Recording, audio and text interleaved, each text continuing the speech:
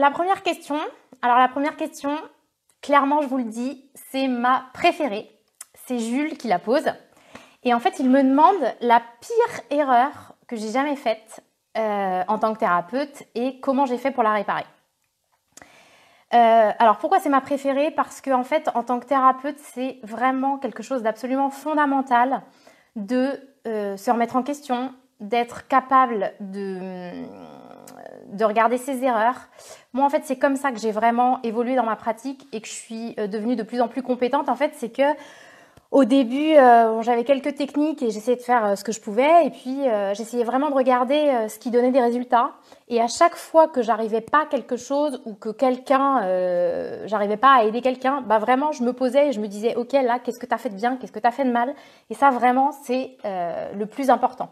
Donc, c'est pour ça que c'est ma question préférée, la pire erreur. Donc, j'ai beaucoup réfléchi parce que des erreurs, j'en ai fait 40 millions en tant que thérapeute, ça c'est sûr. Et j'en referai encore 40 millions, même si j'essaie de m'améliorer tous les jours. Donc, la pire erreur que j'ai faite...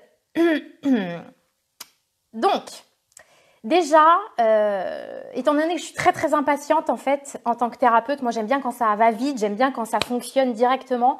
Et du coup, je pense que je perds patience en fait quand ça ne fonctionne pas. Donc ça, j'en suis tout à fait consciente. Et je pense d'un côté que ça me sert beaucoup en tant que thérapeute parce que du coup, ça fait vraiment que je peux pousser les gens à aller là où c'est compliqué d'aller. Donc mon impatience, d'un côté, elle me sert, mais d'un côté, clairement, elle me dessert. Donc je fais attention et je me surveille à pas trop être impatiente, c'est-à-dire à pousser les gens, mais pas trop. Donc, la pire erreur que j'ai faite, j'ai vraiment réfléchi, c'est, je pense, une fois il y a une jeune qui est venue me voir et en fait elle avait une grosse tristesse à l'intérieur d'elle et très rapidement on s'est rendu compte que c'était la tristesse parce qu'elle avait perdu une personne très très proche et sans lui demander son avis,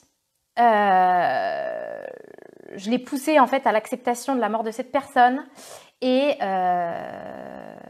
du coup, je l'ai poussée à pleurer la tristesse que cette personne elle était morte en fait, alors que cette jeune ne m'avait absolument rien demandé. Et en fait, à la fin de la séance, elle m'a dit, mais en fait là maintenant, c'est comme si il était vraiment mort en fait, alors que moi je voulais pas. Donc on peut dire, bah oui, mais en même temps vous l'avez poussé à voir la réalité en face. Oui, mais en fait, l'erreur que j'ai faite à ce moment-là, c'est que je ne lui ai pas fait définir sa demande avant de l'aider à faire quoi que ce soit en fait. Et ça, c'est une erreur gravissime en tant que thérapeute. D'accord?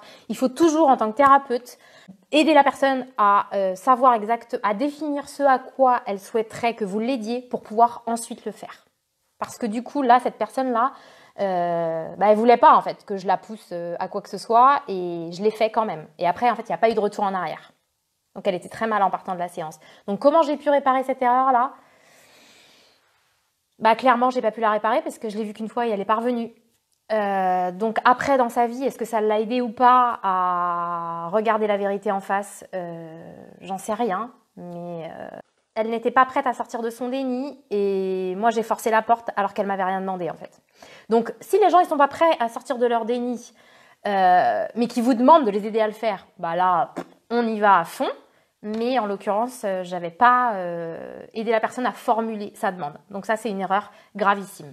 Voilà. Après, je pourrais faire un live juste sur toutes les erreurs que j'ai faites, puisque on pourrait y passer des heures, bien évidemment, dans l'analyse des erreurs. Et c'est vraiment important toujours de se demander quelles erreurs on a faites. Moi, après, mon gros défaut en tant que thérapeute, j'en suis consciente, c'est que parfois je vais trop vite. D'accord? Parfois je vais trop vite, parfois je pousse trop fort. Et du coup, c'est trop violent pour les gens, surtout en début de thérapie. Donc, si vous voulez, en tant que thérapeute, le jeu, c'est toujours de voir, en fait, de trouver un juste équilibre entre pousser et pas trop pousser pour pas que ça casse. D'accord? Moi, ça m'arrive, pas souvent, mais régulièrement, que des gens viennent une fois, deux fois, et en fait, j'y vais trop fort.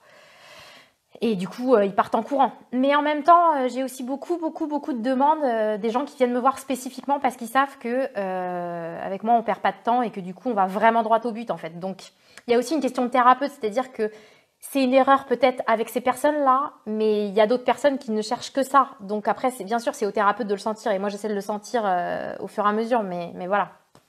Alors attendez, j'ai une autre question. Justement, au début, la personne qui consulte a besoin d'être rassurée. Oui, c'est vrai, Rose. Elle a besoin d'être rassurée. En effet, mon défaut en tant que thérapeute, c'est peut-être que je rassure pas assez les gens. Vous avez raison. Mais je me surveille, j'essaie de me soigner, donc voilà. Après, j'ai évolué aussi en fonction de ces années parce que au début, j'y allais vraiment directement et je me suis rendu compte que c'était trop dur. Donc j'essaie vraiment d'expliquer aussi ma manière de travailler, mais vous avez raison, les gens ont aussi besoin d'être rassurés. Oui, mais est-ce que quelqu'un qui est dans le déni peut reconnaître l'être? Alors, pas forcément. Pas forcément. Mais à partir du moment où, par exemple, cette jeune, si elle m'avait demandé « Bonjour, je voudrais arrêter d'être triste » et qu'on se rendait compte que c'était la tristesse que son proche était mort. Du coup, là, j'ai une demande. Donc, du coup, par exemple, si elle me dit je voudrais arrêter d'être triste qu'un tel est mort », moi, là, je peux lui poser la question. Est-ce que vous l'avez accepté ou pas qu'un tel soit mort? Non. Ok. Et du coup, vous voulez que je vous aide à l'accepter ou pas? Ah bah non, moi je veux pas l'accepter, d'accord. Mais du coup, vous voulez que je vous aide à arrêter d'être triste qu'un tel soit mort, mais sans accepter sa mort. Bah ça n'a aucun sens en fait. Donc du coup, on peut pousser les gens dans leur contradiction pour qu'ils prennent la décision de si oui ou non ils ont envie de sortir de leur déni. Mais après, moi je peux pas aider quelqu'un à arrêter d'être triste pour quelque chose qu'il n'a pas accepté. Enfin, ça n'a pas de sens. Quelqu'un dans le déni ne sait pas qu'il est dans le déni, non.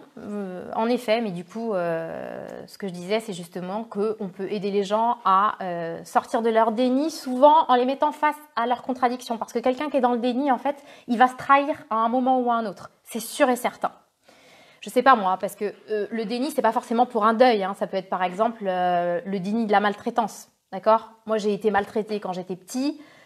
Mais je refuse de l'admettre. Donc du coup, je ne peux pas soigner ma blessure de maltraitance tant que je ne l'ai pas reconnue. D'accord? Mais la personne, elle va forcément dire quelque chose qui va la trahir à un moment donné. Par exemple, elle va dire, je ne sais pas moi, ouais, mais du coup, je suis en colère contre mon père. Pourquoi vous êtes en colère contre votre père si vous a rien fait de mal en fait? Et du coup, là, elle va pouvoir se rendre compte que bah si, cette personne lui a fait du mal et sortir du déni et reconnaître que c'est de la maltraitance, par exemple. Car avant de prendre la décision de venir voir un thérapeute, ça prend du temps. Et si la personne n'a pas confiance en elle, ce sera normal qu'elle abandonne. Oui, en effet, Rose, vous avez raison. C'est pour ça qu'il faut rassurer. Mais après, il y a une différence entre rassurer les gens qui viennent voir un thérapeute et les prendre complètement en charge comme s'ils n'étaient pas responsables d'eux-mêmes. C'est-à-dire qu'il y a une différence entre rassurer mais pousser les gens à prendre leurs responsabilités et complètement les coucouner comme si ils avaient besoin de vous pour prendre leurs responsabilités et qui n'étaient pas, comment expliquer, assez solides pour faire un travail sur eux en fait. Après, bien sûr qu'il y a des gens qui sont très fragilisés et c'est au thérapeute d'aller tout doucement en fait. Voilà, après c'est quelque chose qu'on apprend en tant que thérapeute petit à petit, de ne pas aller trop vite, d'accord? Mais en même temps, il y a aussi quelque chose, c'est que parfois, c'est la première séance en fait qui va être décisive. Parce que, par exemple, je parle dans mon cas, moi j'essaye vraiment d'aller directement au fond, ou en tout cas directement droit au but en fait. Et à la première séance, vu que la personne elle ne sait pas comment je travaille, et bien du coup, ces mécanismes de défense n'ont pas eu le temps complètement de se mettre en place. Et du coup, ça peut paraître bizarre hein, pour certaines personnes, mais en fait, je peux prendre par surprise ces mécanismes de défense. Et du coup, ça peut aller très très vite à la première séance. Vous voyez ce que je veux dire? Donc, c'est aussi important d'aller vite à la première séance. Mais bon, ça se discute.